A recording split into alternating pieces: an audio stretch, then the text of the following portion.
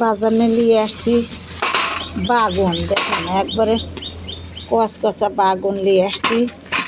তারপরে আনছি এই মাসকলাইয়ের ডালের কুমড়া বড়া। এই ডালের হলো বড়া স্বাদ বেশি, আর অ্যাঙ্কার মসুর এগুলোর স্বাদ একটু কম, আর এগুলোর দাম কম।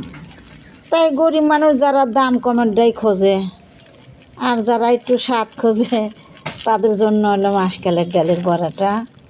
এই বড়াটা দামও বেশি, স্বাদও বেশি। বাপরে, খুলিস না কে, এত দেরি হইস কে?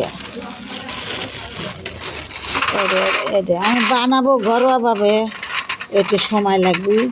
কিনে নিয়ে এসে আগে খাই, তারপরে আবার বানাবেন। সাথেই থাকেন। মাছ ধুই, এই মাছ দিয়ে কুমড়া বড়ি রাঁধবো।